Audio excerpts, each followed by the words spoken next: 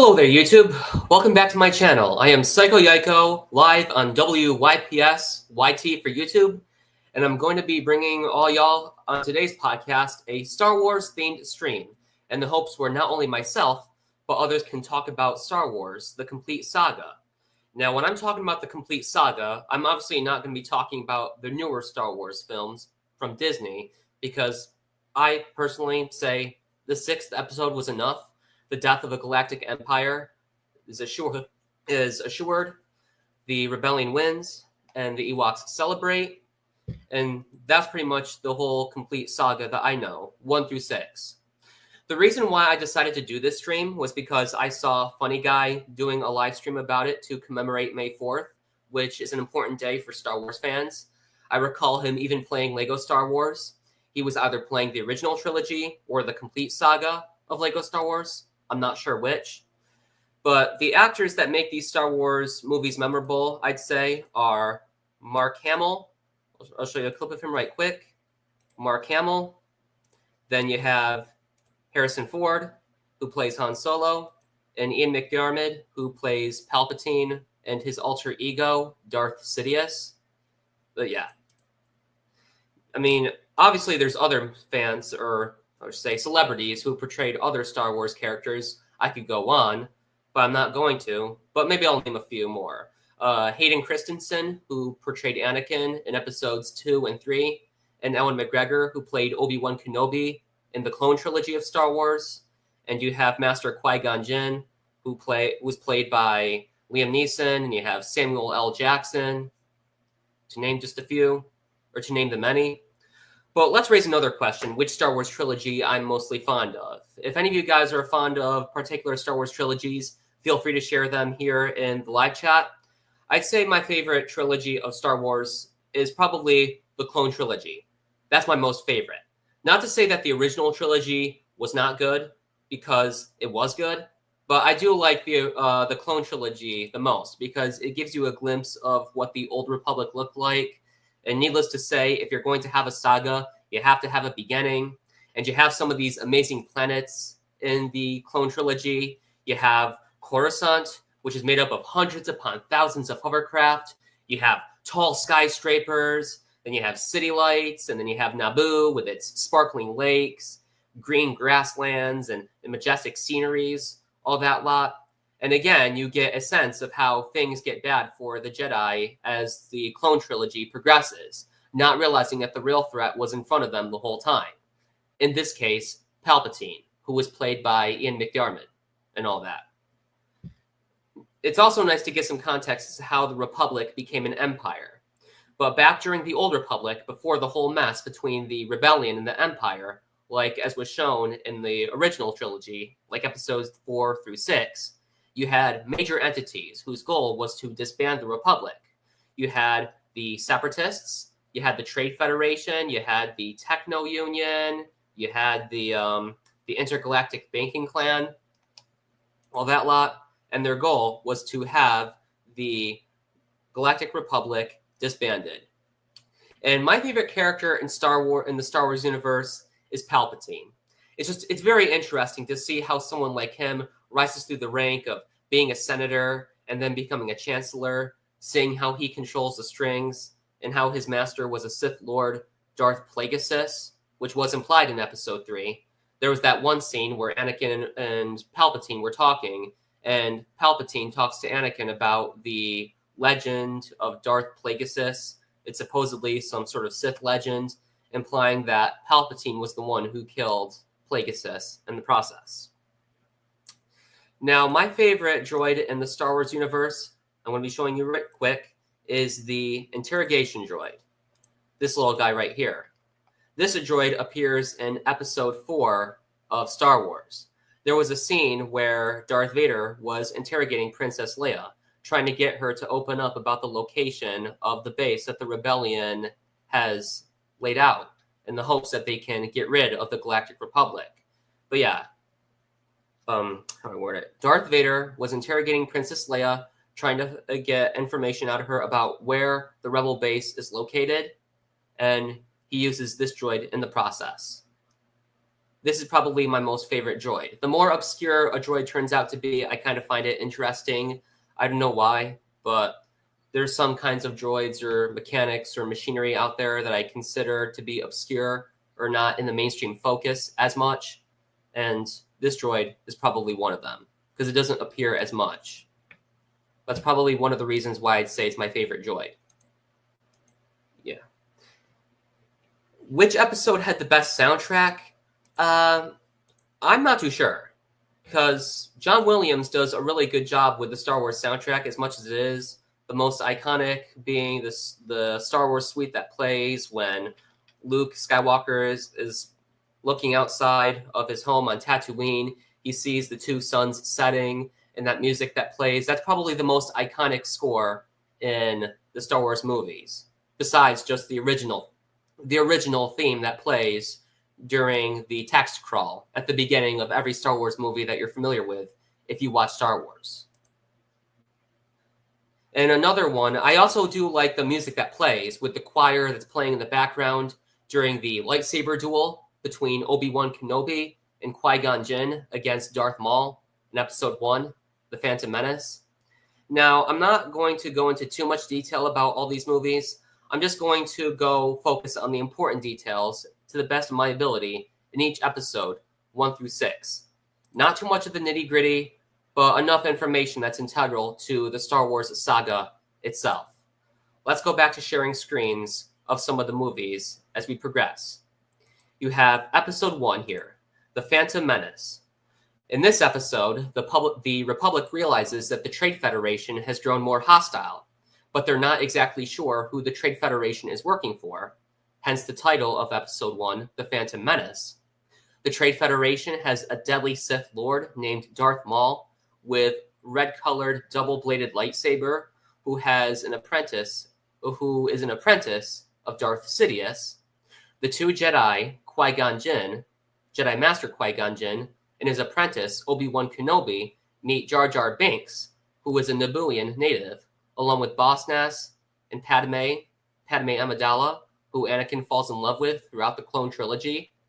The two Jedi and Padme end up on Tatooine, where they find Anakin and his mother, who are slaves. The Republic is strongly against slavery, but because Tatooine is home to many low-life scumbags, in much the same way like the made-up city of Roanapur is home to many of the nastiest criminals and thugs in the Black Lagoon franchise. But that's a story for another day. I see Beagle Boys in the chat. I'll bring you here as soon as I'm done going through the synopsis of all these Star Wars trilogies or movies. Does that sound good? I think so. I think Revenge of the Sith had the best soundtrack if we judge the music alone. Yeah, I'd say so too. I like the music that plays when the two starships or the two spaceships with Obi-Wan and Anakin are flying right above Coruscant, and they're trying to get to the command ship, General Grievous's command ship, to rescue Chancellor Palpatine when he was kidnapped by the Separatists. But I'll go on about that soon. But you pretty much get the whole gist of Episode 1. The Jedi are not aware of who the Trade Federation is working for. All they know is that the Trade Federation has gotten greedy, and they've dispatched a whole army of massive droids to destroy Naboo in the hopes that they can get control over them. And then you have Episode 2, Attack of the Clones. The Trade Federation conspires with the Separatist movement, led by Sith Lord Count Dooku, who is also known by his Sith name as Darth Tyrannus, and General Grievous of the Separatist army, who appears in Episode 3. Palpatine becomes the newly elected Chancellor in Episode 1. So to clear things up, in Episode 1, at the time, the Chancellor who sent the two Jedi to try to make amends with the Federation, his name was Chancellor Valorum, and at the time, Palpatine was a senator. And this is very important to note, as Palpatine was the one who convinced the Queen of Naboo to call for a vote of no confidence in Chancellor Valorum, so Palpatine can become the Chancellor, which will progress the story in important ways. So Palpatine becomes the Chancellor. Valorum is not a Chancellor anymore. The clone army is assembled on the Camino system, while the Separatist droids are assembled on Geonosis, whose native aliens, the Geonosians, are loyal to the Separatist cause. Count Dooku gets away by the end of Episode 2, and Padme and Anakin get married. And it's also important to note that marriage is strongly against the Jedi Code. Because Jedi have stronger senses, like Anakin in this case, his love for Padme makes him so afraid of losing her in the same way that he lost his mother to the Sand People, how she got killed by the Sand People, that he is blinded to all else. It's the shock of his mother's death that led him to grow the same fear of losing Padme like he lost his mother. And that's the end of episode 2. Count Dooku gets away, Padme and Anakin get married, and yeah. And then we go on to the end of the Clone Trilogy, with the episode being 3, Revenge of the Sith. In this one, we get a little insight as to what happened after the war was declared. A whole massive army of clone troopers was made under the command of Chancellor Palpatine to fight off against the Separatist droids. Before episode 3, we get a little backsight as to how Palpatine was kidnapped by the Separatist droids on Coruscant. He gets taken away from Coruscant. He's right above Coruscant and the command ship of the Separatist droids, being led by General Grievous of the Separatist army. So the two Jedi, Anakin and his master, Obi-Wan Kenobi, are going into space in a battle above Coruscant to rescue the captive Chancellor. They come across a bunch of droids, and they manage to rescue him, okay? They manage to rescue Palpatine, and after they get back to Coruscant, Padme announces her pregnancy to Anakin, and then he has nightmares of his wife, Padme, dying in childbirth. Grievous gets away, and he is hiding on Utapau, but Count Dooku was finally killed. Anakin killed Count Dooku by order of Chancellor Palpatine, because Palpatine ordered Anakin to kill Dooku, or Darth Tyrannus, as he also referred to by his Sith name. Grievous gets away, and he is hiding on Utapau, the star system where he is ordered by Darth Sidious on a holocom unit to send the Separatist droids to Mustafar. The Jedi are currently trying to find out more about Grievous's whereabouts. Yoda goes to Kashyyyk to assist Chewbacca and the rest of the Wookiees against the Separatist forces, and Obi-Wan goes to Utapau to fight Grievous. But meanwhile, Obi-Wan Kenobi gets an eerie sense that Palpatine has a greater set of ulterior motives that he simply was not aware about. Grievous gets destroyed. Palpatine manipulates Anakin, making him Darth Vader, convincing him that if he works with him and becomes a Sith Lord, just like he was a master, an apprentice, because Palpatine was the apprentice of a Sith Lord named Darth Plagueis. And again, Palpatine convinced Anakin that if he works with him, he can save Padme from dying. And now this is integral to the story, because throughout the Clone Trilogy, Anakin has been doing things that make him turn more to the dark side. From his refusal to listen to Obi-Wan's orders. Let me give an example of this. Anakin in episode 2 was ordered by Obi-Wan to stay with Padme on Naboo until they find out who is responsible for trying to kill Padme. And Anakin didn't listen. He returned to Tatooine against the wishes of Obi-Wan. He finds out where his mother was hiding, and where his mother was kidnapped by the Sand People, and his mother was killed, and he kills the Sand People, which is not the Jedi way. But I'm going off topic. Let's go back to what really happens. Now that Anakin is an apprentice of Darth Sidious, making him become Darth Vader, Palpatine, aka Darth Sidious, executes Order 66, where the clone troopers become stormtroopers and do Palpatine's bidding. Anakin raids the Jedi Temple, and the Jedi die, except for Yoda and Obi-Wan. Anakin then goes to Mustafar to kill the Separatist leaders. Obi-Wan finds him, so does Padme, and then there's a grand duel between Obi-Wan and Darth Vader. Obi-Wan, in the middle of the duel, cuts off Anakin's legs, and the lava causes him to suffer severe burns. Obi-Wan, the Organas, Bail Organa, C-3PO, and R2 take Padme to a medical facility where she gives birth to the twins, Leia and Luke. Meanwhile, the Emperor takes Darth Vader to a medical center on Coruscant to place him in a protective suit with a support system that helps him to breathe because he suffered severe burns. And that was how Darth Vader gets his suit. Padme dies, Senator Organa and his wife adopt Leia, and Luke gets delivered to Tatooine, where Uncle Owen and Aunt Beru have full custody of Luke. and the Death Star is in construction, and that concludes all of the Clone Trilogy. And then we go on to the original trilogy, Episode 4, A New Hope.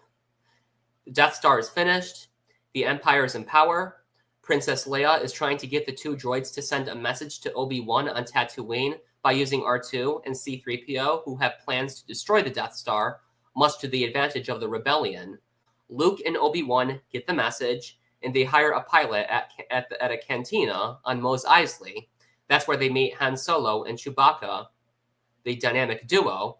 They all flee Tatooine, they get to the Death Star, rescue the princess, and escape. Except for Obi-Wan, because he's in the middle of fighting Darth Vader once again. Darth kills Obi-Wan, so all of them escape, except for Obi-Wan. They go to this planet where the rebellion has met up, and they now have the plans to destroy the Death Star. The middle of the Death Star has a heavily armed trench made up of laser gun turrets and TIE fighters, and the rebellion needs to fire proton torpedoes inside of the shaft of the Death Star to trigger a chain reaction and to destroy the Death Star completely. This gets done, and the rebellion wins for now. But in Episode 5, things tend to take a turn for the worse. Knowing that the rebellion is no longer safe due to the Empire knowing of their whereabouts, the Star Destroyer fires probe droids on Hoth to find the rebellion. They find their base. The rebellion knows that Darth Vader has found their hiding place, so they leave the premises while the rebellion pilots deal with Imperial walker droids. But they all go separate ways. Luke goes to Dagobah with R2 to get his training from Yoda, who has hid there since the birth of the Empire. Han Solo, Leia, Chewbacca, and C-3PO noticed a defect in the Millennium Falcon's hyperdrive, so they go to Cloud City to meet the administrator, Lando Calrissian, who lost the Millennium Falcon to Han Solo in a bet. But the Empire was already closing in on Leia, Han, and Chewbacca, as Darth Vader had tracked them down, along with the help of bounty hunter Boba Fett, who became a bounty hunter, just like his dad Jango Fett, who was in Episode 2, and who died in a duel between the Jedi Knights, Masters, and the Separatist droids on the Geonosis system. But Han Solo gets frozen and put in Boba Fett's ship straight to Jabba's palace on Tatooine. Meanwhile, Luke flees Dagobah system to fight Darth Vader on Bespin. Darth slices off his arm. Leia and the others rescue him, and he gets his hand replaced with a bionic wrist. And finally, in Episode 6, the Empire has nearly perfected their secondary Death Star. The Death Star system is practically perfected, but before we get into that, the whole gang rescues Han Solo from Jabba's clutches, starting from Jabba's palace, along with the Great Pit of Carkoon. They all go separate ways once again. Luke and R2 go back to Dagobah to finish his training, but Yoda is dying because he's old and sick. Luke goes back to some ship where the rebellion has met up in a briefing, where they find out about how the secondary Death Star is impenetrable to outside attacks. To bypass the Death Star's defense system, they have to go to Endor to find a small building that has the Death Star's exterior defense system, which has been fully operational. The rebellion forms an alliance with the Ewoks, which are native creatures of Endor. Again, they form an alliance, ambush the building that acts as the powerhouse for the Death Star's defense shield, compromise the shield, and the rebellion ships have the green light to approach the Death Star. Lando Calrissian being a part of the rebellion force. Luke is fighting Darth Vader once again. He cuts his arm in the process, and the Emperor tells Luke to take his father's place at his side by killing him. Luke refuses, and the Emperor electrocutes him. Darth Vader does the good deed finally by throwing him down the shaft, killing him, but Darth Vader is wasting away, and he tells Luke to take off the mask so he can have the chance to, quote-unquote, look at his biological son with his own eyes. Anakin dies before Luke's eyes, and he has him cremated. Lando and the rest of the rebellion fleet destroy the Death Star once again, and the Empire is disbanded. Everyone is celebrating, from people of Naboo, Tatooine, the Cloud City of Bespin, Coruscant, and everyone on Endor. The heroes are all reunited once again, and the ghosts of Obi-Wan, Yoda, and Anakin are all there. And they're all glad that the Empire is dealt with, and a fresh new start for the rebellion is assured. And that pretty much concludes all of the events of the complete saga. Now, with this being said, I'm not sure about the newer Star Wars movies that are from Disney. If any of you guys want to talk to me about some of the events that unfolded in the newer Disney movies, go right ahead. But speaking of which, we have someone who is here to talk about Star Wars with me. Beagle Boy, thank you for joining. You on, Beagle Boy?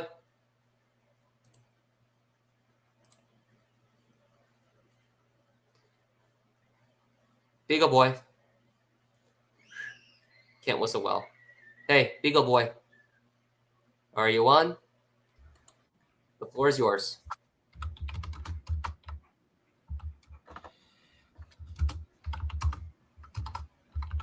I can hear it typing right now. Let's see what kind of comments are made. I think Revenge of the Sith had the best soundtrack if we judge the music alone. Yeah, I'd say the same. I especially like the music that plays, again, where Obi-Wan and Anakin are above Coruscant in like their little ships. There's a great grand intergalactic duel between different starships that are for the Separatist Army and the Galactic Republic. And you have that music playing. You start with the big bang drums, boom, boom, and all that. That's just, it's amazing. I mean, John Williams knows how to make a good soundtrack for the Star Wars franchise. Well, yeah, I mean, it's because it's John Williams alone, so that's a really high bar to set. Yeah. And not to say that John Williams has done other impressive scores. I really liked his musical composure for the Christmas movie Home Alone. That's a classic. Yeah. No bones about that. By the way, Beagle Boy, what Star Wars franchise or trilogy is your most favorite? Do you like the original trilogy or the clone trilogy? Ooh, this is actually kind of a hard one because I actually grew up around the prequel trilogy the most. However, as I gotten older, I started gravitating more towards the classics like New Hope, Empire, and Jedi. Like, right. I always right. Like, I always did have a soft side towards the prequels, even when everyone was, like, complaining about them. It's just, the only part that really held me back from saying that one was my favorite was because of Anakin's fall to the dark side just felt very rushed and didn't make any sense a lot. Like, honestly, I wasn't really aware that was the main reason about how a lot of people dislike the clone trilogy when compared to the original. But this being said, I'd say Episode 3 was probably by far the best kind of movie in the clone trilogy that there ever was. I just really like how it ties everything so perfectly. From the birth of Luke to Leia, and then you get like a little shot at the end of that movie where baby Luke is being held by his parents that have full custody of him, Aunt Beru and Uncle Owen. And you had that classical suite playing, like with the two suns setting in the background. That's probably like the most iconic scenery when it comes to the Star Wars movies. Like, you can't watch Star Wars and then not think of that scene alone with the two suns setting. Essentially, like George Lucas would say, it's like poetry. It rhymes. Right. Exactly. And while Episode 3 did have a sad ending, kind of, it did give the audience a little bit of hope with that music because you have, again, baby Luke being held, and it gives the audience that, hey, it's not technically the end in time. Luke will grow up, be a Jedi, a wise Jedi, just like Obi-Wan Kenobi was, and will take on the Galactic Empire. But that itself is a story for another day. So that's kind of like the whole synopsis for going on from Revenge of the Sith to A New Hope. Well, yeah, it's like while it does, end off like on a sadder ending, but still gives a bit of a hope, or should I say, a new hope? A new hope, exactly. To put it. Yeah, pun intended. But it's like the other part to that is, I guess, just based on like how the movies were released, where it's like, okay, you started with the originals first, and then you went back to do the prequels. It's like, in a way, it's like, even though they have their fans, it's like everybody could kind of agree. We all kind of knew how Revenge of the Sith was going to end, because that's the thing about like prequel stories as a whole, is like because you've already seen what happens afterwards, you essentially know how they're going to end. So trying to surprise them is a little tough to do. So it's like, plus it also kind of gets into the debate about like how you watch these films like as you go along. It's like if you watch them in the order of release, it's like because you've seen the monumental moments like, oh my gosh, Luke and Leia are siblings and Vader is their father. It's like, yeah, the prequels could technically serve as fan service, but it's like you also kind of know how they're going to end, so you're not really as surprised. But it's like if you watch them as the number suggests, 1 through 6, you're already ahead of the characters. So it's like because you've seen Vader's suit and because you've seen Luke and Leia go into their like adoptive lives, then it's like you're already ahead of the characters. So it's like it's not really as surprising when the monumental moments happen. So it's like I think Revenge of the Sith, while definitely was my favorite one of the prequels, it could have done that a little better, I think. Like, it's not a bad movie per se. I just think they could have thought that through a little better, if that makes sense. Yeah. To commemorate the 20th anniversary, I remember going to a theatrical to a theater with my dad to watch the episode 3 of Star Wars, and on the big screen, again, to commemorate its 20th anniversary.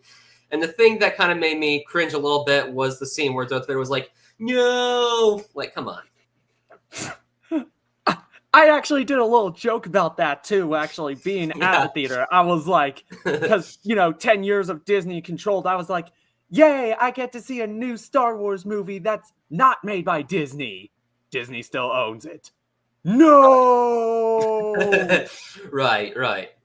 And even, like you mentioned again, Beagle Boy, it should be pretty much obvious as to what happens in episode 3. Because like you said, if you've seen the original trilogy, then you pretty much are going to get a glimpse of what's going to happen in the clone trilogy. So it's not entirely much of a surprise to the audience. And plus, hearing by the name of the title of episode 3, Revenge of the Sith, I'd say it's pretty explanatory as to what's going to happen. In Revenge of the Sith, Palpatine's going to go mask off. He's going to reveal to Anakin that he is Darth Sidious, that Darth Sidious is his alter ego.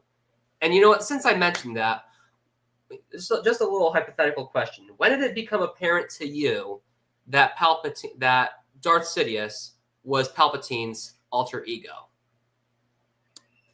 While I can't exactly put my finger towards it, it's like I always kind of like it always kind of became apparent to me, I'd say around episode 2, maybe 1-ish, because if you look at the like Palpatine models between like Phantom Menace and then Attack of the Clones, you could kind of see that he started getting like a bit more like paler a bit, where it's like, I guess the idea they were going for is like, because the dark side is like, what's a good example?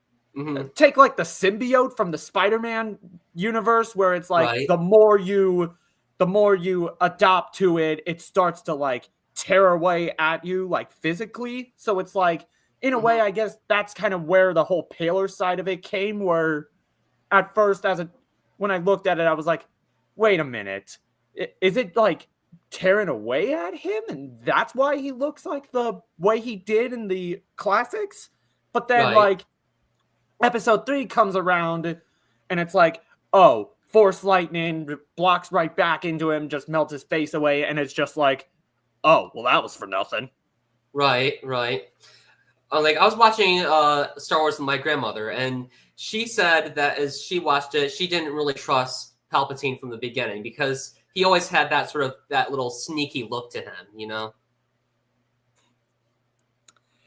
Well, yeah, because it's like the way they made Palpatine is like they always had him as the sort of like, Star Wars has always been political, but how they went into those themes, like especially with Palpatine, it's like it puts on the brave face like publicly, but behind the scenes he does the whole like, sneaky dealings a bit. So it's like he's technically not somebody you're supposed to trust.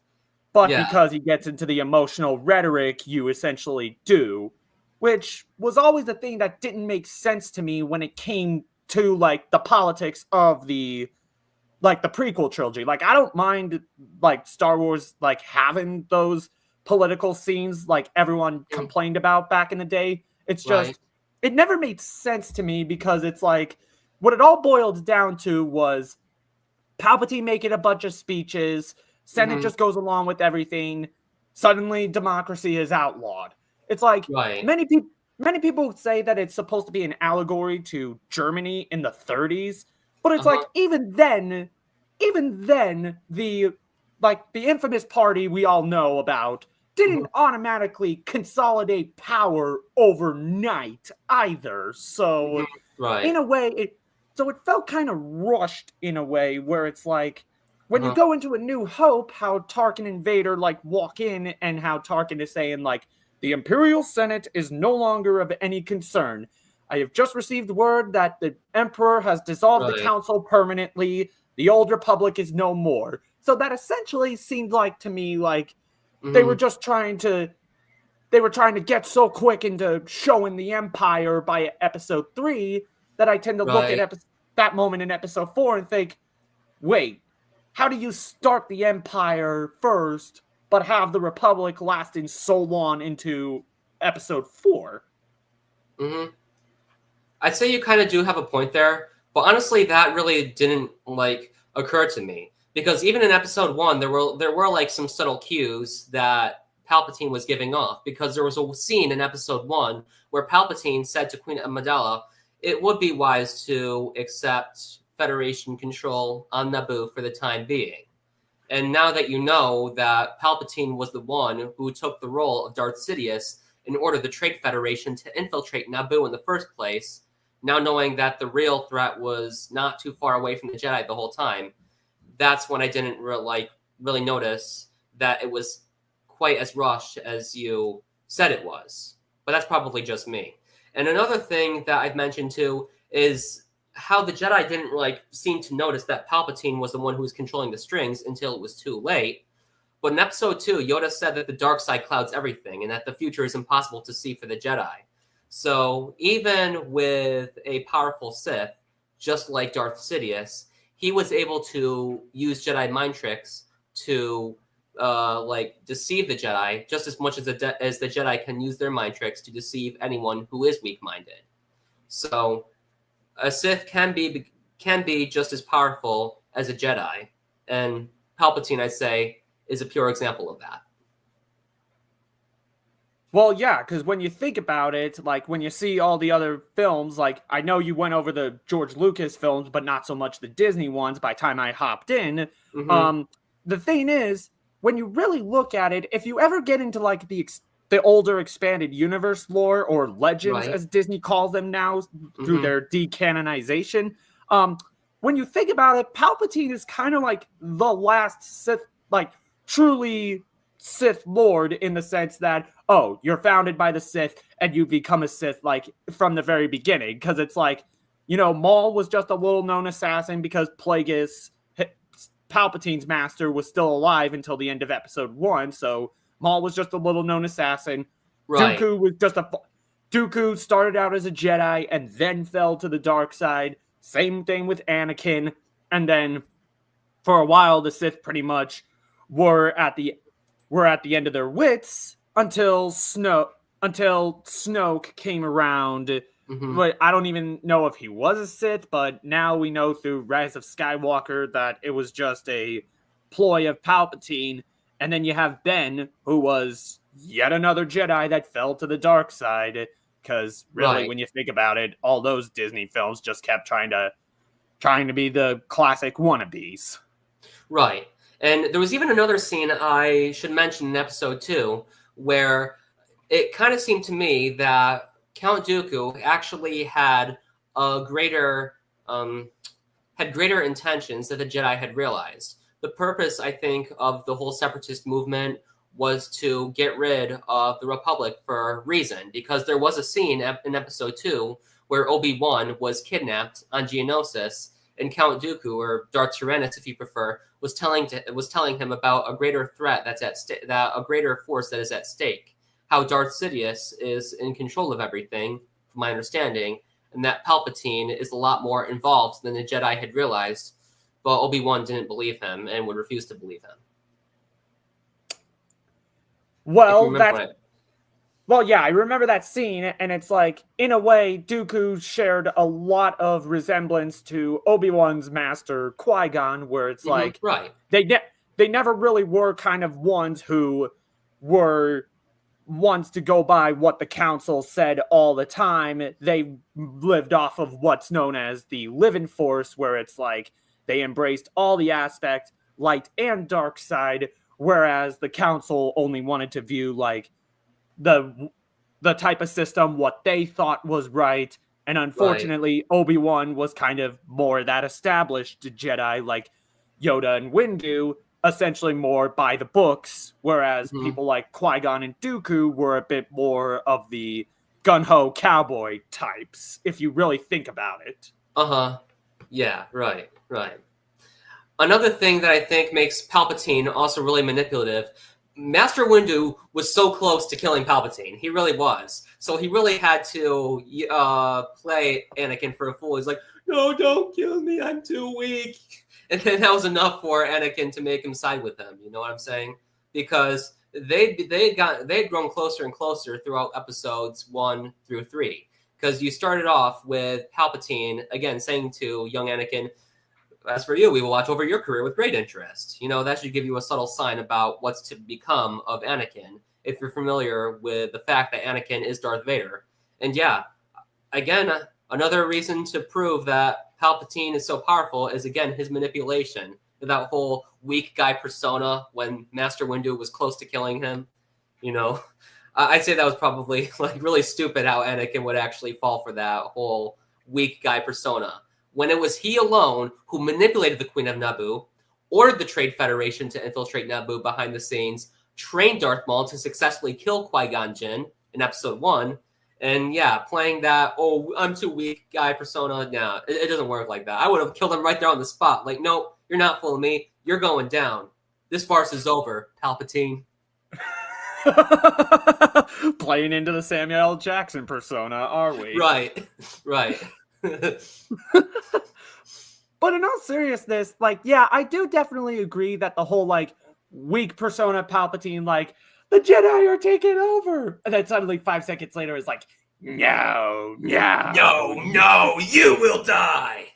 Like, that, like, I always found that cheesy, but I always found it weird how, like, 5 minutes later after that, when Anakin is saying to Windu, like, please stop, it's not the Jedi way. And he has control of the Senate and the courts. He's too dangerous to be kept alive. It's not the Jedi way. He must live. I need him. And he slices off his arm, and then he goes back to playing that whole evil, cunning Sith Lord with that power, unlimited power. Like, where did he go from being, oh, I'm too weak, to this whole just electrocuting Master Windu to death and getting him tossed out that window? You know what I'm saying? Imagine adding a Morgan Freeman moment at that point, saying, like, it was at that moment Anakin knew he fucked up. Right. Burger King had a promotion for Star Wars at one point. Oh, really? When? Yeah, I wasn't aware of this. I got to find out more about that. Hang on a moment. Star Wars Burger King promotion.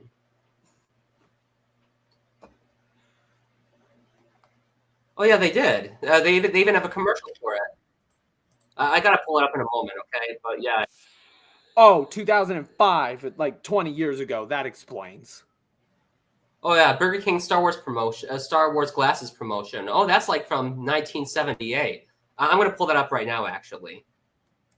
Oh, from 2005. Well, apparently they have one for 1978, too. Let me pull that up. But as far as I'm aware, Episode 3 of Star Wars came out in 2005. But let me share the screen of this Star Wars Burger King promotion. This is the one. This should be good to watch. Burger King presents 4 bright, colorful Star Wars glasses.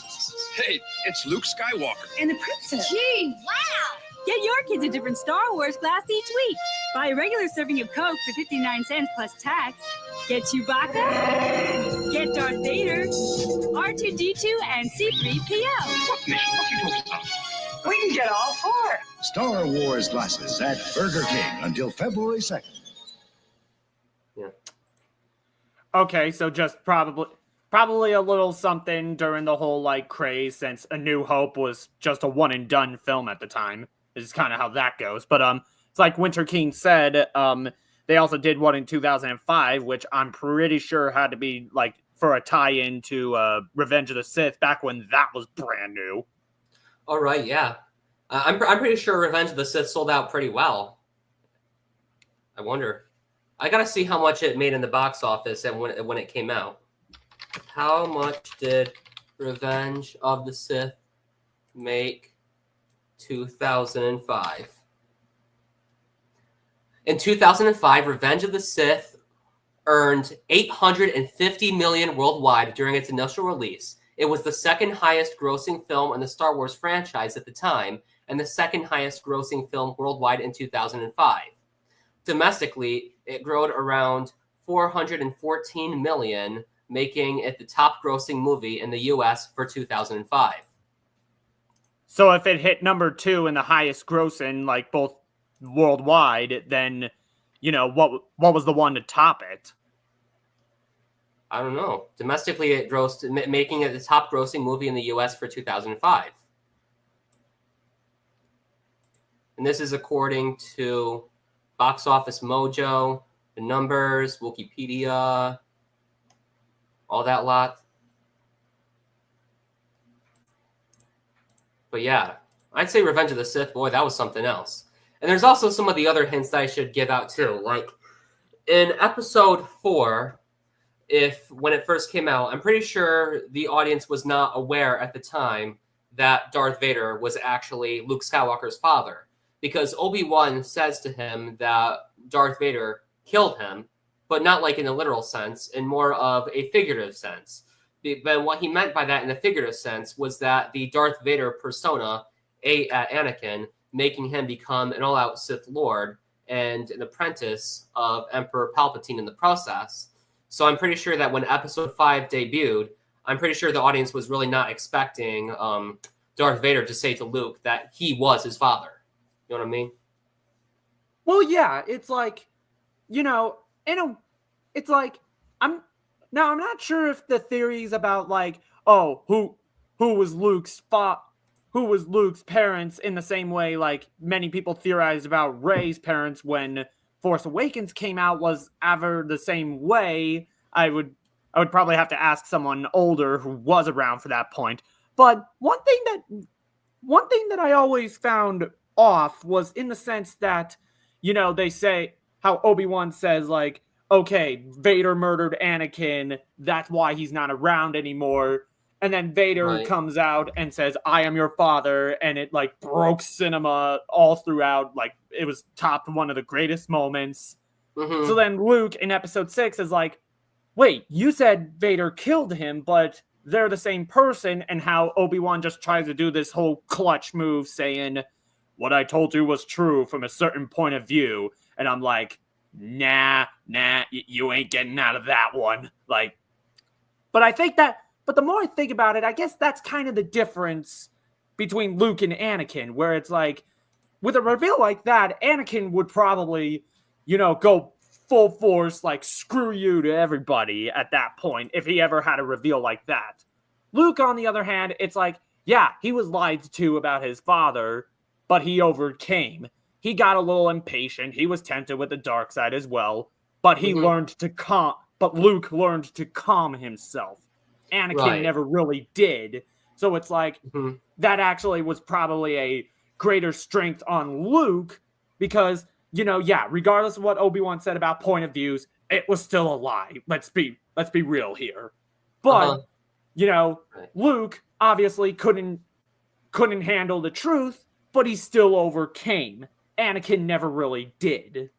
Yeah, obviously. And there's also something I should mention. It also kind of hits differently when there's a scene in episode 5 where they're on Hoth. Luke has fully recovered from his injuries after escaping that fierce Wampa, that ice creature, whatever. And there's a scene where Luke and Leia are kissing. But in episode 6, Obi-Wan says to Luke something along the lines of, there is another Skywalker. And then he tells him to use his senses. And then he finally comes to his senses, realizing that it's Leia. For quite a reveal like that, you might as well play Sweet Home Alabama by Lynyrd Skynyrd. I was just thinking that same thing. Right. And another thing that I thought was pretty cheesy was how the special edition kind of added a lot of these unnecessary CGI aliens at Jabba's palace where they were all singing and dancing and everything. And Family Guy Star Wars, episode 6 of Family Guy Star Wars, they joked about that. They added like this little sock puppet over a green screen, a transparent sock puppet over these 2D animated cartoon aliens. And he's like, hey, what are you guys doing here? Remember that? Well, yeah, like, now this might just be me because I watched the special editions to the originals at the time, so it's like, you know, if you look on YouTube, like the old 83 like one, and how all of them is like actual puppets, and it was like, and it was a whole different song, like Lopty Neck, I think it was, whereas it was. Whereas the special editions was called like Jedi Rocks. It's like, I actually didn't mind Jedi Rocks. That might be a little bit of a bias because I saw the special editions, but I remembered, like, you know, actually liking it, where it's like, oh, EA, no, oh, what a, oh, EA, ba-na-na-na-na-dun-dun. I don't know why I always found that so cheesy. Yeah, I was the one who found it cheesy too, but the only thing that was pretty good about Jedi Rocks was the instrumental part around the second half, where there wasn't that much singing. You had the drums, the organs, and the guitars, and the trumpets, and the horns, and all that. That was probably like the best part of Jedi Rocks. Not the singing, but the instrumental part, but the instrumental portion of it. If it was mostly instrumental portion, it probably would have been good in of itself. You know what I mean? And without the unnecessary CGI aliens. Right.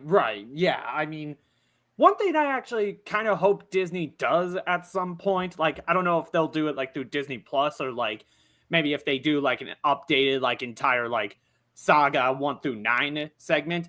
Why not have a feature where it's like you can like customize like which settings you may have, like either original or theatrical settings. So it's like, say for episode 1, you may have wanted Puppet Yoda, but say episode 6, you wanted Jedi Rocks, or say episode 4, you may have wanted it to not feature New Hope, but 5, you wanted, what was it? The older Palpatine, like not Ian McDiarmid, but looked like the Chinese emperor look. Like, you know, maybe have it like where you give people the option to select like which change they want, which original version they want, you know, basically customize your own saga at your own will. Like that, I think would be pretty cool.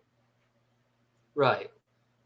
As far as Star Wars goes, the newer Star Wars movies or series on Disney Plus, I do remember The Mandalorian. And now I haven't been fully like crazy about the Mandalorian, but I was watching my family watch it at some point, and I remember when the characters in it come across an Ugnaught, one of those native creatures from Bespin or Cloud City. His name was Queel, and I think he eventually got killed off, from my understanding. Yeah, I mean, I did watch Mandalorian, like season 1 and 2, like when it was like new. However, I did kind of fall out of the Mandalorian like right around the time Book of Boba Fett came out, because at that point I was basically like, okay, if you're going to make an entire series and just still have it be Mandalorian centric, why not just make it a new season of Mandalorian and call it a day? But I'd say my favorite series, like my favorite TV show of Star Wars as a whole, would be the 3D animated Clone Wars cartoon that took place in between episodes 2 and 3. Yeah. Back then and now they are on Spike TV and TNT, sometimes TBS. Yeah, I know they did that back then. I don't know if they still do that now. Like now that with Disney taking over, like, I haven't even checked. Like, do they still do so? Like, still have it on Spike? And I don't know. But I'm subscribed to Roku, and my family has access to Disney Plus, so I can watch the complete saga of Star Wars as much as I want, whenever I want. You know what I mean? oh, definitely, yeah. So it's like, you think that that'd be a better deal. Mm-hmm. As much as I can understand why a lot of people are not crazy about the special edition of Star Wars, I'd say that the special edition is a feat in some regard, because if you're familiar with the complete saga, in the special edition of Episode 6, they have all these outer-lying star systems like you probably have been familiar with, like in Episodes 1 through 3. Like, you have everyone celebrating on Naboo, you have everyone celebrating on Tatooine, and you have everybody celebrating on Coruscant. And if you're familiar with the special edition of Star Wars, in the 2004 update of Episode 5, they replaced the original projection of the holocom unit of Palpatine and replaced him with actor Ian McDiarmid, who portrayed Palpatine in the 2004 special edition of Star Wars for Episode 5. Right, like some of the changes I think made a lot of sense. Like you mentioned, the whole like the hologram of the Emperor like did not look like Ian McDiarmid, and then they changed it for Return of the Jedi or something like that, and then like all the outer star systems that are celebrating. Like, I think if you hear closely, like when they showcase Naboo, you could probably hear one of the Gungans saying, "We set free!" Which I always, whenever I hear that, I always found that funny, because it's like, that just, because now that just reminds me, like, after the Disney trilogy was finished, that, suddenly now that was the worst trilogy to everybody, so now everybody just laid off the prequel fans. So I always imagined them being the ones saying the line, "We set free now." Mm-hmm. I should also point out, too, that during the Clone Trilogy, there were some of the tertiary side characters, like the side characters who were not as important, but kind of had an interesting concept. One of the characters I really liked was Wat Tambor. You know him, right? You know of that character or heard of him? Vaguely. He's one that has a pressurized suit. He appears in that one scene of Episode 2 where he's talking with Darth Tyrannus and all the other separatist leaders. He's the one that says, "The Techno-Union Army." Oh, the Techno-Union. Okay, I remember now. Is at your disposal, Count. The banking clan will sign your treaty. That was Sand Hill. He was the chairperson for the Intergalactic Banking Clan, who has been a great asset to the separatist cause. Well, not only were they a big asset to the separatist cause, but they also kind of have a really, really big history with Palpatine, because one of their members of the banking clan, if you read the book Darth Plagueis, one of their members, Higo Damask, actually became the Sith Lord, like Darth Plagueis, like the Dark Lord of the Sith, and he actually found Palpatine and actually took him on, like, as an apprentice. So, like, the banking clan, I already knew that they were going to be playing a big role in the separatist movement, because I was like, okay, Palpatine has history with these guys since one of their members was his master at some point. Mm-hmm. Right. And another thing I'd like to point out, too, this is probably like a minor nitpick. Let me try to pull it up. But I really how do I word this? This is kind of a minor nitpick, but I really don't like how they changed the character design of the Viceroy, Newt Gunray. Like, the only recollection I have of Viceroy Newt Gunray for the Trade Federation is when he looks like this in Episodes 1 and 2. And they changed him up a bit and made him look like that in Episode 3. I know that the CGI may have changed greatly in 2005 compared to 99 and 2002 when Episodes 1 and 2 first aired, but I kind of don't like how they changed the design of that character in Episodes 1 and 2, Newt Gunray, and made him look like that in Episode 3. You know what I'm saying?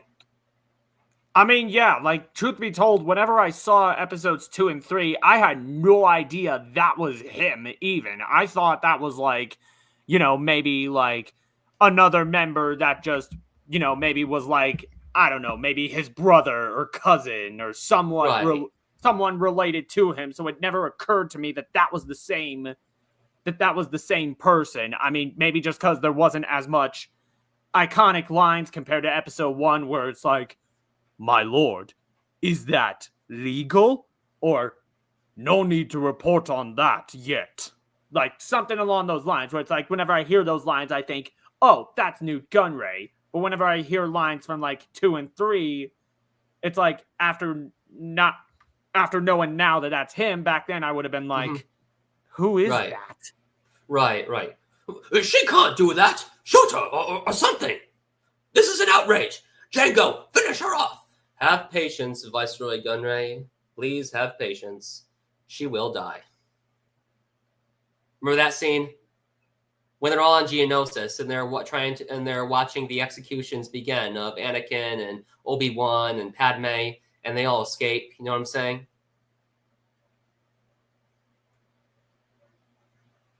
You cutting off, Beagle Boy? They must be cutting off. Yeah, I know internet connection for him can probably a bit wonky because I think he's had that happen to him before, and this is probably not the only time. Another thing from what I've heard from a Star Wars fan is, in the private chat, having connection issues now. Oh, gosh darn it. Always happens for poor Beagle Boy. But I should also point out, there was like a scene where, Anakin was killing off the Separatist leaders on Mustafar, and they don't really show the standoff between Anakin and Wat Tambor. I'll show you a picture of him, the chairperson of the Techno Union, because I heard that he was a lot harder to deal with compared to all the other Separatist leaders. But I'll show you a picture of him. I know that Wat Tambor has more of a significant role in Star Wars, The Clone Wars, the CGI trilogy of Star Wars. But to me, I also haven't really taken the time to focus on Star Wars, The Clone Wars.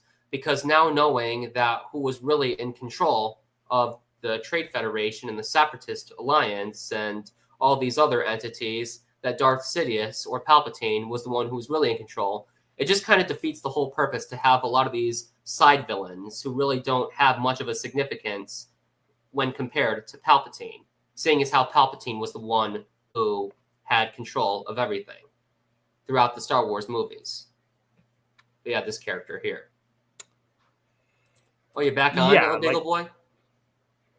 I think I should be stable now. But okay. I guess that was the actual name of the Techno Union, Wat Tambor, which I didn't even think there actually was a dedicated name to any of their members, like Sand Hill was from the Banking Clan. I always thought he was the main guy, because I always thought the Techno Union always went by, maybe like unit numbers, like for their own members, kind of like how the clones did, where it's like, Rex obviously had his own name, but it was like RX something number, I don't remember. Also, we got J-Dog in the chat. What's up, man? Yo, J-Dog, you want to join my live stream? I sent you a link. I'm sure I sent it to you via Facebook or Instagram. I sent you a link to this live chat so you can talk about Star Wars as much as you like. So feel free to hop in if you wish. But yeah, like I said, I always thought the Techno Union never had like any dedicated names. I just thought they went by unit numbers like how the clones did until, eventually we would get the Clone Wars like cartoon, more specifically the 3D animated. I know there's some who know the Genndy Tartakovsky series, and it's like I watched it, which I'm not even like. You talking about the 2D animated one? The 2D animated one? Yeah, there was like two.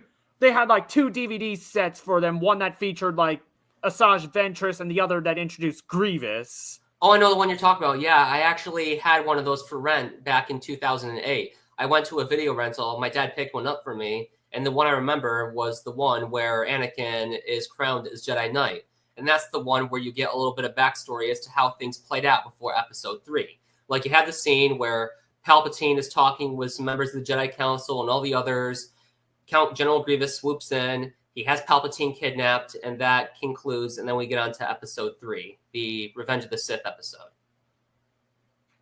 Well, I mean, yeah, it's like, you had that series, and it's like, now that you got the 3D animated one that came out in like 2008 that had people like Ahsoka Tano and all the other like clone characters like Rex, Jesse, and all these others. But one thing that always struck to me as odd is in the 2008 one, they just suddenly made it where it's like Anakin Skywalker, like after episode 2 was already made a Jedi Knight and is somehow already having a Padawan. And I'm like, wait a minute, didn't you guys already have a Clone Wars series where he was a Padawan and only became a Knight like around closer to episode 3? What happened here? Like, Right. But I didn't find out that the Genndy Tartakovsky series, like from what I last remembered, and this is still heavily debated, is that the Tartakovsky series, I guess, was considered non-canon, not by Disney this time. It was George Lucas that made it that way because I guess he never worked on it, so therefore he never considered it that way. So that's why 2008 was released. So at that point, that's where I'm thinking, like, you know, now that I see that series, I'm like, okay, you have this Jedi that you don't fully trust, chosen one or not. You still give him a Padawan, but yet somehow he's still not considered appropriate for master. Like, Right. that never made any sense. Like, some of that never made any sense to me, even in episode 1 when they say when they try to give the whole, like, we will not train Anakin. He's too old to be trained. Dude, he's 9 years old. How is that considered too old when Luke was literally, like, in his 20s, I think, and was still trained? Sure, there was no Jedi Council or Jedi Order at the time, but it's like, that always did get me thinking, like, where is a line drawn? Right. And another scene that I noticed that really didn't stand out to me as much or didn't make sense, there was a scene where Qui-Gon was training young Anakin as a boy. You know what scene I'm talking about in the 2D animated one? That scene never really stood out to me because, from my understanding, Qui-Gon Jinn was the one who was killed off in episode 1, so it was pretty much Obi-Wan Kenobi who carried on with Anakin's training as a boy. You know what I mean? Yeah, I mean, I always took that as, like, maybe like a dream scenario, because if you remembered, if you watched the 2008 series, it did mention that Qui-Gon, I guess, did do some training, like, within the living force to have a conscience after death, like we saw Anakin, Yoda, and Obi-Wan in episode 6, but because he was killed too early, that's why he never had a physical form. I always kind of took it as, like, that was the same concept they had, because that even was a thing they tried to do in a deleted scene for episode 3 where Qui-Gon's talking to Yoda, but that scene was scrapped later. So I always took that as more of a dream scenario where it's like, control your fear. You are the chosen one, and you must persevere. What's inside? Okay.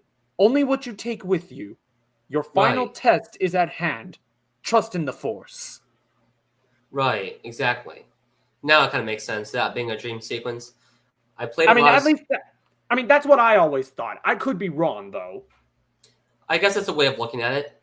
I played a lot of Star Wars Battlefront 1 and 2 recently. I definitely played the demo version of Star Wars Battlefront 2.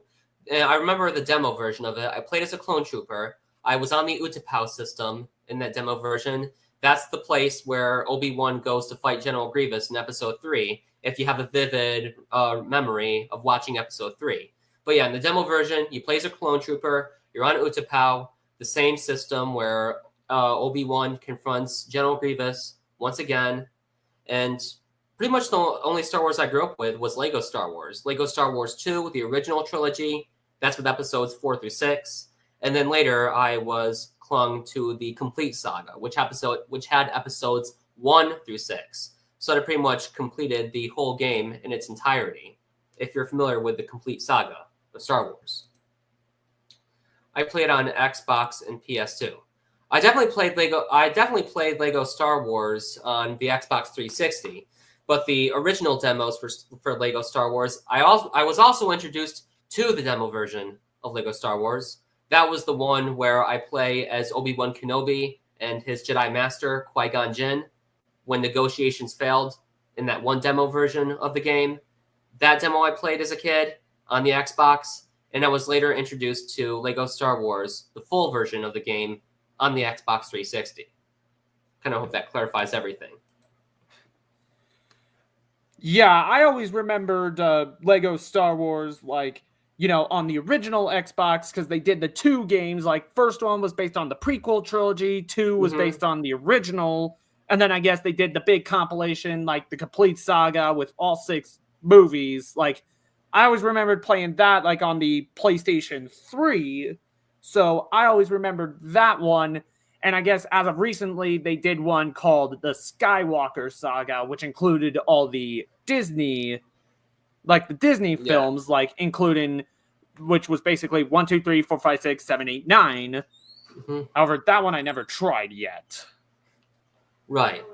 Now, there's been some times where I've been thinking over about doing a gameplay of Lego Star Wars on my YouTube channel, the complete saga or the original trilogy. Whether I do it or not, it's still kind of debated. But part of the problem is that I haven't really considered it entirely due to the fact that the background music in that video game is basically a bunch of copyrighted songs that were from John Williams that were composed specifically for the Star Wars movies. But hey, if the fact that Traveler's Tales, TT Games, and all these other software companies that made these Lego Star Wars games, the fact that they incorporated the original score from John Williams, I guess it just goes to show that John Williams did a superb job at the soundtrack for the Star Wars movies, like I mentioned earlier before in the movies, like you and I did.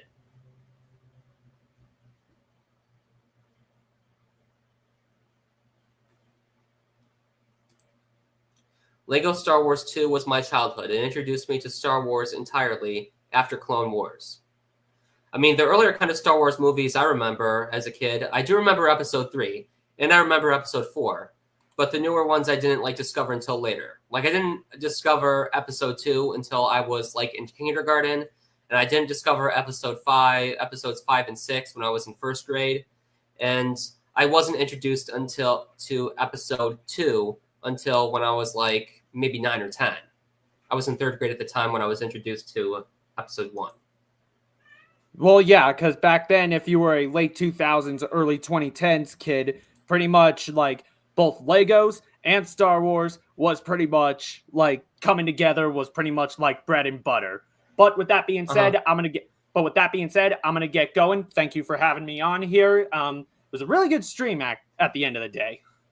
Yeah, I'm glad you could join, Beagle Boy. It's always glad to have at least one person who can come with me, talk to me about Star Wars, and share some of the interests and some of the things about Star Wars that just kind of stood out to us. Oh yeah, I mean, I could do that for hours, but I'm also gonna let somebody else get a chance to hop on if they do. But other than that, I will catch you on the flip side.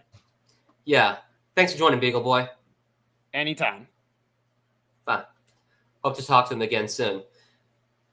Yeah, he said Lego Star Wars 2 was my childhood. It introduced me to Star Wars entirely after the Clone Wars. Valid.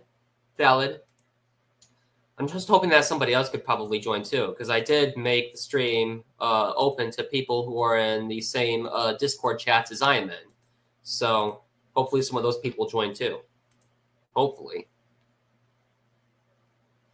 Come to think of it, how many people actually like my stream? Well, 0 people. Oh well. Hopefully a good amount of people like and subscribe too.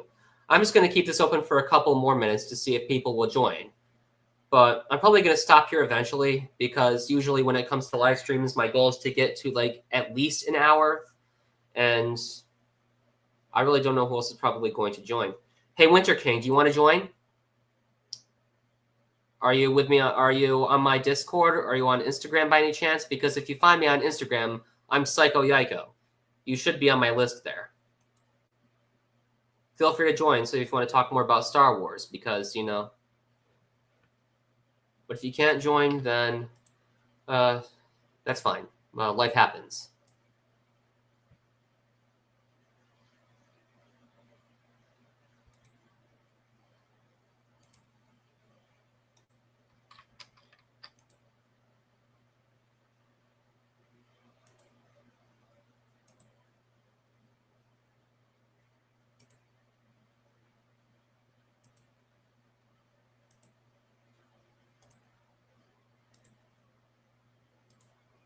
I want to see if I can find Winter King on Instagram. He should be on my list.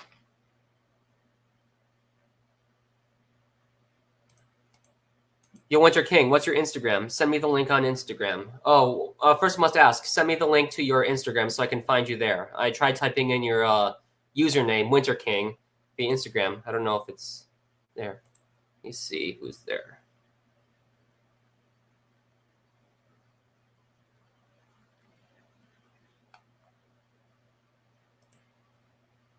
Oh, that must be him. Oh, that must be you, Winter King. Okay. I'll send you the link there so you can talk to me.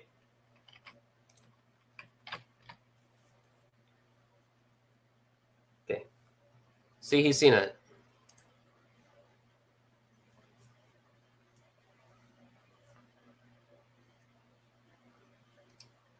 Now we play the waiting game. Man, the waiting game's boring. Let's play Hungry Hungry Hippos. Oh, look who it is. Speaking of the devil. Yep. Thank you for joining, Winter King. Now I was talking with, Beagle Boy about this. What kind of trilogy of Star Wars is your most favorite? The Clone Trilogy or the original? I say the original, but the prequel trilogy is actually really good. Oh, yeah. Like I said this before, and I'll say it again. I'd say the Clone Trilogy is by far my most favorite because I really like how it gives a rundown of the complete saga, how it goes over things before the Galactic Empire rose to power and all that lot. And I don't know if I've asked Beagle Boy this question, but I'm going to be asking you another hypothetical question. In the Star Wars universe, what planet would you like to live on? I'll go for Tatooine. Tatooine? Okay. Yeah. For a while, I was thinking Coruscant. You know what planet that is, right? Yeah. Shit. That's one with the tall skyscrapers, the hundreds upon thousands of hovercraft. It's basically the whole planet is a whole metropolitan system. Pretty much. Yeah. I mean, I was considering it for a while, but then I decided, hey, I'd say Naboo is probably better. There's a lot more wild sceneries, a lot of beaches, a lot of crystal sparkling lakes and all that lot. Just probably much nicer place to live compared to Coruscant. I mean, you have to kind of weigh out the pros and the cons. From my understanding, Coruscant is more of, again, a metropolitan planet itself. Like the whole city is pretty much covered with skyscrapers, hovercraft, buildings, and where there's plenty of cities, there's plenty of job opportunities. Plenty of job opportunities means plenty of money. So that's why I figured that Coruscant would probably be a better place to live. But then I consider going to Naboo because of the much nicer sceneries, like again the lakes, the grasslands, the nice majestic buildings, and all that lot. You know what I mean? Yeah. Another question, Winter King. When did it become apparent to you that Darth Sidious is the alter ego of Palpatine? Trying to think. I've seen a couple of videos on YouTube so many times before. I still can't. I really don't know how he became a Sith Lord. Not sure, huh? Yeah.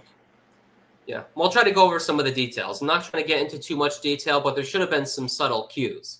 There was a scene in Episode 1 where Palpatine manipulated the Queen of Naboo to call for a vote of no confidence in Valorum. Chancellor Valorum steps down, and Palpatine goes from being a senator to becoming the Supreme Chancellor, like Valorum once was. You know what I mean? Yeah. But yeah, that's like one of the many subtle cues that should have been hints that Palpatine had a greater set of ulterior motives that the Jedi was simply not aware of.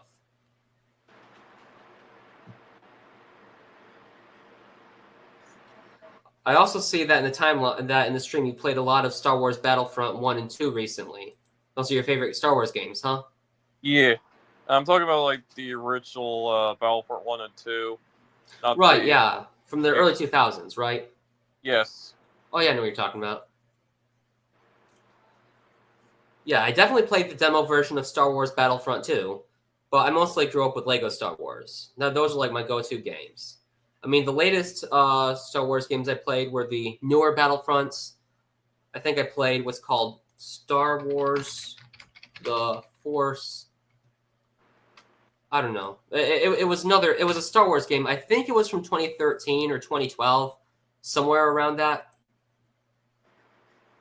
Hey, what's good, AC Walker? How you been? And you were mentioning the Force Unleashed. I think I remember. Star Wars My The Force Unleashed. Yeah, I think that was what it was called. Yeah, I remember my dad at one point got the Force Unleashed 2 on the PS3. Right. Mm-hmm. I was actually talking with some of the family members and some of my family members and friends who have watched Star Wars. One of them said that my grandmother, who has been more absorbed in Star Wars since I introduced it to her, she said that she didn't necessarily trust Palpatine from the beginning because he always had that sort of sneaky look to him. You know what I mean? Yeah. And one of my coworkers told me that he got the hint that Palpatine was Darth Sidious by the end of episode 2, because there was a scene where you had a bunch of clone troopers on Coruscant. The sky was like orange, a yellowish orange. The sun was setting, and then you had Palpatine at the balcony watching over the clone troopers. That was when it became clear to him that Palpatine and Darth Sidious were the same person. And when my dad watched episode 3 of Star Wars, he started to get some uneasy feelings about Palpatine when he said to Anakin, "Leave Obi-Wan Kenobi behind, or we're not going to make it." Doing good, making their own. Oh yeah, I know what you're talking about. Yeah. There's that one instance where, like, I remember back around early 2010. I think it was around late 2010, early 2011. I remember watching episode 3. My parents in the same bedroom. Right. I mean, if you're familiar with Star Wars, I mean, the whole premise of Revenge of the Sith is basically the final few transformations of Anakin turning into Darth Vader. And just even by the title name, Revenge of the Sith, it should be self-explanatory that the movie is not exactly going to have a happy ending. Oh yeah, speaking of the toy lines, my local comic shop actually has the Revenge of the Sith toy line. Yeah. Sorry, my nose is a little itchy. I don't know why. But, what was I going to say? Gosh darn it.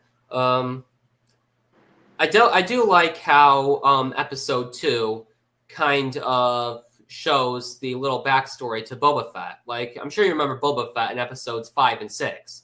How Boba Fett became a bounty hunter. He becomes a bounty hunter just like his dad Jango Fett once was. He then works for the Galactic Empire, and he becomes a devout bounty hunter to help Jabba the Hutt capture Han Solo. Yeah. And there were some other bounty hunters in episode 5 who kind of should have gotten a little bit more of a storyline to them. Like, there was one bounty hunter who appeared in episode 5. His name was Dengar. His reason for hating Han Solo was the fact that he had severe brain injuries after getting involved with him on a race on the crystal swamps of the Agrialt system. I'm trying to find out the name. Agrilat. It's a crystal form. It's I want to pull up a picture. I'll show you this. I'll see if I can pull up the picture of Dengar right quick. Yeah. This bounty hunter. He appears in episode 5. His reason for hating Han Solo was because of the brain injuries that he sustained due to him after racing him on the crystal swamps of Agrilat long ago. I'll show this planet right here. Oh, wow. Yeah.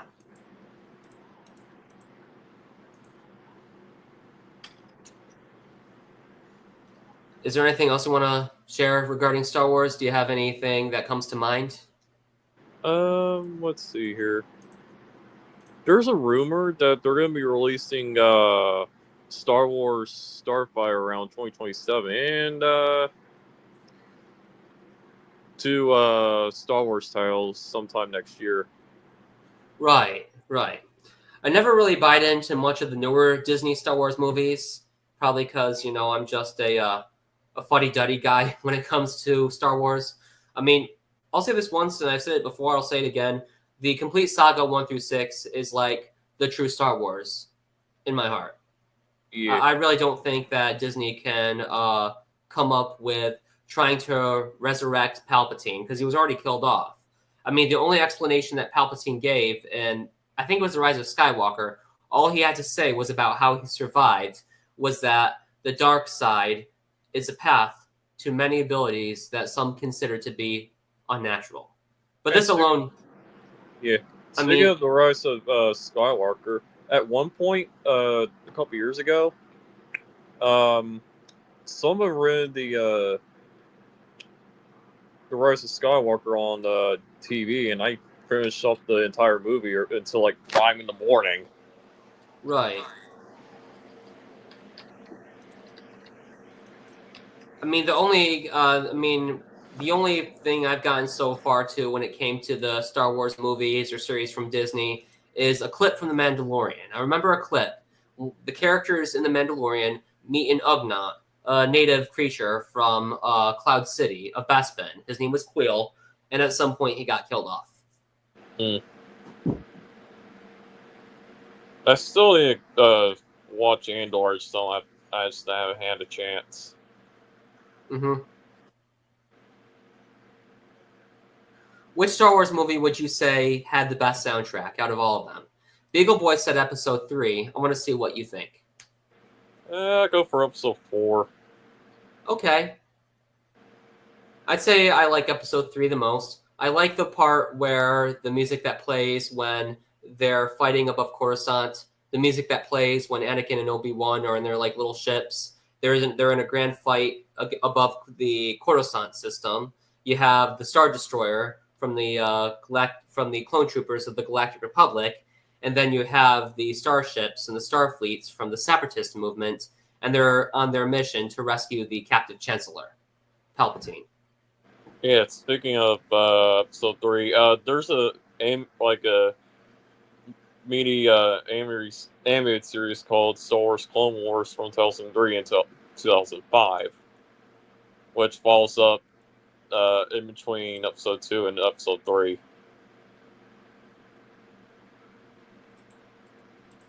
Yeah. AC Walker said, Skywalker, yeah, he definitely went into the dark side and became Darth Vader soon after being incinerated. I wouldn't say incinerated. I'd say, how do I word this?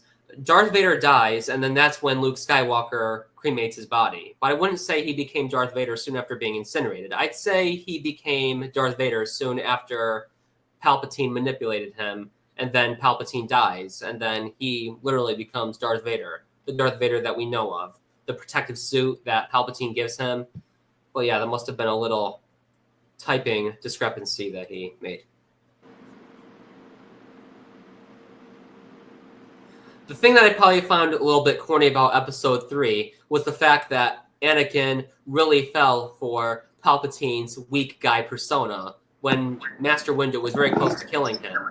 And then Anakin slices off Master Windu's arm, and then he goes away from the weak guy persona to the powerful Sith Lord who just electrocutes Master Windu to death. I'm like, whoa, that was really quick. How do you go from being a weak guy persona to the powerful, evil Sith Lord just like that?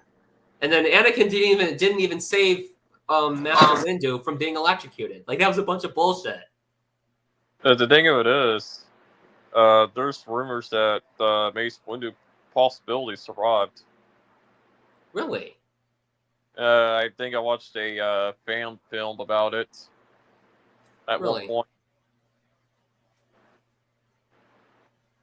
I never really thought of that. I mean, I'm pretty sure that the height that Master Windu fell at, and the fact that he was literally electrocuted with no means to protect him, that should have been enough to kill him in an instance. I like to say that Master Windu died and he was reincarnated as Afro Samurai 4 years later, like around 2009. You know what I mean? Yeah. That was BS, and that didn't even make sense.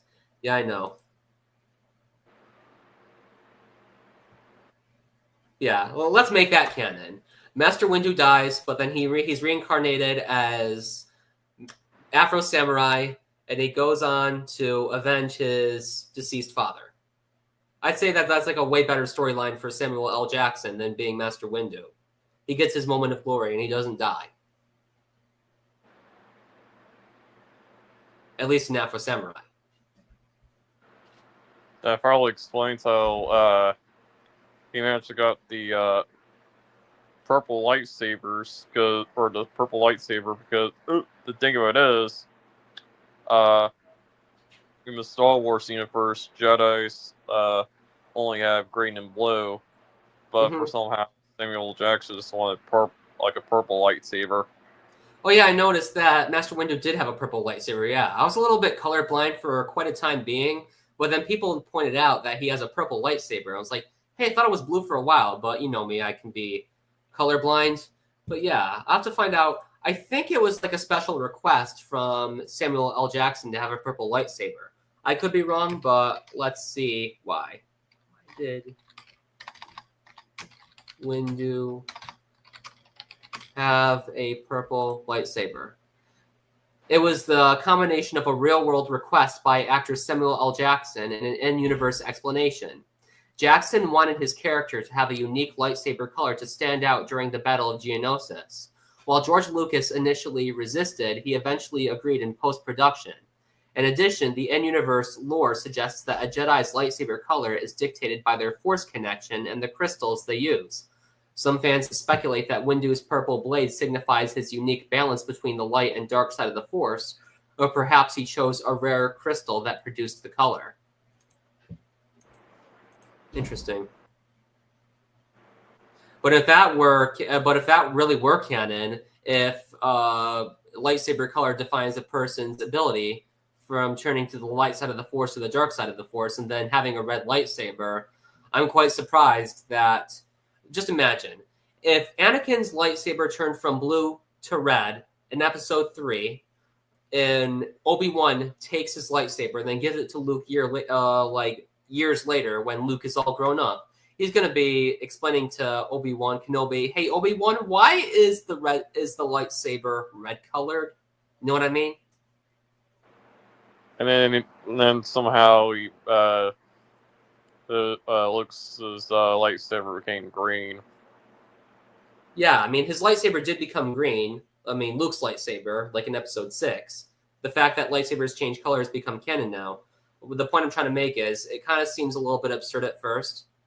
Because, yeah, if Anakin's lightsaber became red on the battle between Obi-Wan and Anakin on the Mustafar system, and then Obi-Wan takes Anakin's lightsaber and then gives it to Luke years later, Luke is probably going to be explaining to Obi-Wan, why is the lightsaber red? Shouldn't it be blue? You know what I mean? Yeah. Yeah. Yeah, you said you liked the Clone Trilogy more, right? Yeah. Yeah, I do too. And there were some cheesy dialogue scenes in Star Wars. Don't get me wrong. I mean, Star Wars is a good series in itself. Don't get me wrong. I really like it. I watch it time to time again, and I like how the story all unfolds out. But there were some scenes where it had some very cheesy dialogue. One example I give is the scene where Princess Leia and Han Solo are in Hoth. They have like a verbal quarrel, and then Leia calls him a stuck-up, half-witted, scruffy-looking nerf herder, and he's like, "Who's scruffy-looking?" Like, come on, that made me cringe a bit. Like, come on, man. Come up with some better dialogue than that.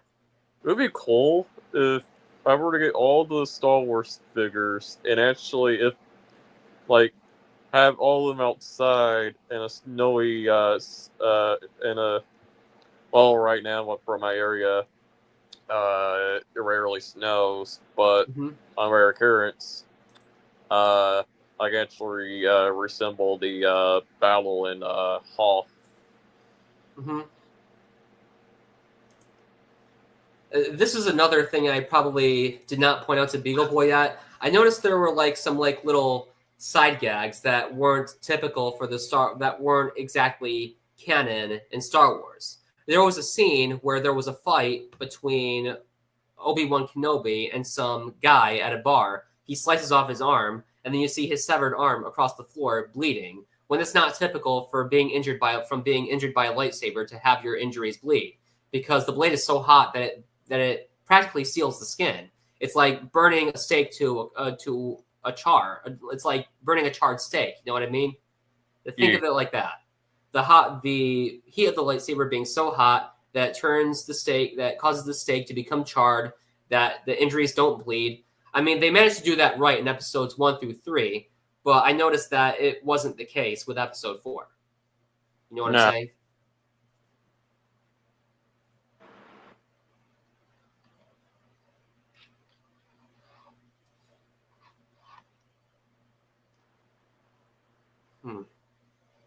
What else did I talk about?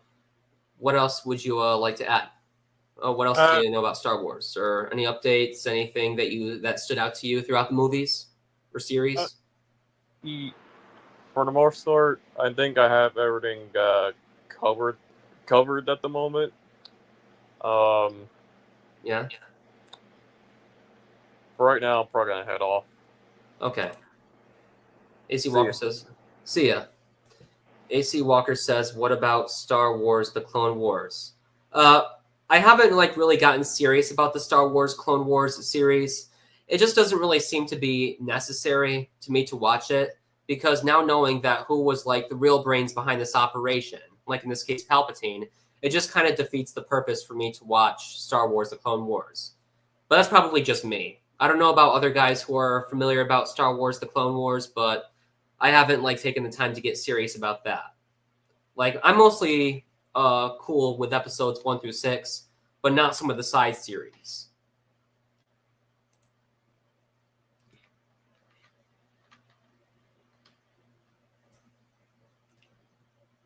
I really don't know what else to talk about. It's been at least an hour, and now it's an hour and a half, the typical duration for a lot of motion pictures or movies.